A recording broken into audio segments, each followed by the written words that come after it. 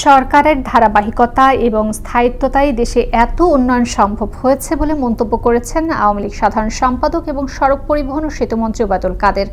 শনিবার দুপুরে আওয়ামী লীগ সভাপতির ধানমন্ডির রাজনৈতিক কার্যালয়ে এক সংবাদ সম্মেলনে এই কথা বলেন তিনি। এ সময় উপস্থিত ছিলেন আওয়ামী লীগের যুগ্ম সাধারণ সম্পাদক মাহবুবুল আলম হানিফ, সাংগঠনিক সম্পাদক মির্জা আজম, সুজিত রায় নন্দী ও উপ দপ্তর সম্পাদক সায়েম খান সহ অন্যান্যরা। 1981 সালে স্বদেশ প্রত্যাবর্তনের পর তিনি তখন 75-এর বঙ্গবন্ধু